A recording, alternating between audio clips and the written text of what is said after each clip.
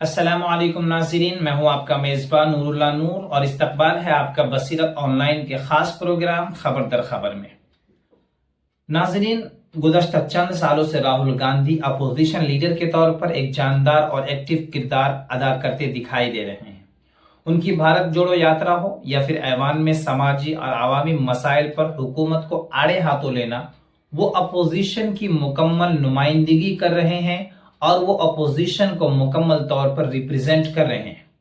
हाल ही में दिल्ली के जंतर मंतर पर होने वाले एहतजाज के दौरान पुलिस की जानिब से मुबैना तौर पर सख्त रवैया अपनाया गया, जिसमें आंसू गैस के साथ साथ पैलेट गन का इस्तेमाल भी देखने में आया। इस वाकये में कई तलबा शदीद जिस्मानी तौर पर जख्मी हुए, जिनमें साहिल लोचक भी शामिल है। साहिल के जिस्म के अंदर उस बर्बरियत और बैलेट गन के जख्मों के असरात अभी भी मौजूद हैं और उनकी आंखों की रोशनी भी मुतासिर हुई है। राहुल गांधी इस मसले को लेकर हुकूमत से मुसलसल जवाब मांग रहे थे। ऐवान में भी इस मसले पर काफी बहस हुई, हंगामा हुआ, मगर हुकूमत की जानिब से कोई वाज़ेह रद्द अमल सामने नहीं आया। हुकूमत ने इस पर कोई रिस्पॉन्स नहीं दिया और वो मुकम्मल खामोशी साधी हुई थी। आखिर राहुल गांधी भी कहाँ हार मानने वाले थे। वो पार्लियामेंट से कुछ ही फासले पर वाक़ कनॉट पैलेस पुलिस थाने पहुंच गए और FIR दर्ज करने की जिद लेकर बैठ गए। पुलिस इब्तिदा में इनकार करती रही और कागजी कार्रवाई के लिए आला हुक्काम की इजाजत का बहाना बनाती रही।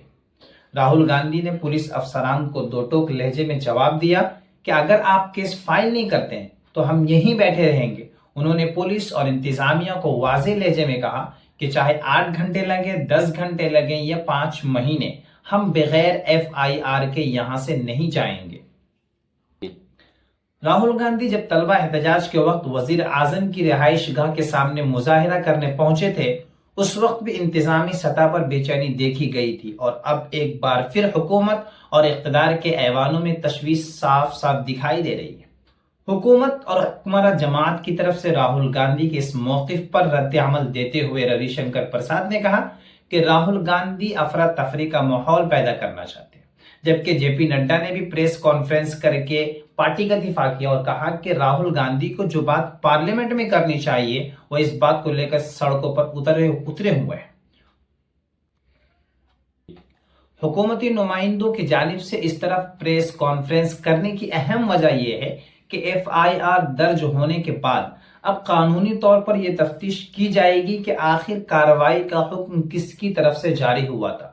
चूंकि FIR दर्ज हो चुकी है और पुलिस को राहुल गांधी का मौक़िफ़ तस्लीम करना पड़ा है, लिहाजा इस सूरत में गैर जानिबदाराना तहकीक के बाद जिम्मेदार अनासिर को कानून के कटहरे में खड़ा किया जा सकता है। राहुल गांधी ने रविशंकर प्रसाद और JP नड्डा के जवाब में कहा कि हमारे पास तमाम सबूत मौजूद हैं। उन्होंने मीडिया के सामने साहिल की मेडिकल रिपोर्ट्स और फाइलें भी पेश की और इस मौके पर खुद साहिल और उनकी वालिदा भी वहां मौजूद थी। राहुल गांधी ने पुलिस की कारकर्दगी पर सवाल निशान लगाते हुए कहा कि जब राजधानी में और पार्लियामेंट से महज कुछ दूरी पर FIR दर्ज करवाने के लिए इस हद तक जाना पड़ता है तो मुल्क के दूर दराज देहातों में कानून और इंतजाम, लॉ एंड ऑर्डर का क्या हाल होगा। बहरहाल राहुल गांधी के मौक़िफ़ के सामने दिल्ली पुलिस को कार्रवाई करनी पड़ी और FIR दर्ज हो चुकी है। हुकूमत जो इस मामले पर खामोशी इख्तियार की हुई थी, अब उसे जवाबदेही का सामना है। अगर अपोजिशन इसी तरह बेदार रहे और राहुल गांधी इसी अज़्म के साथ आवामी मसले को और पब्लिक इशू को उठाते रहे तो मुल्क का जमहूरी निज़ाम मजीद मजबूत हो सकता है।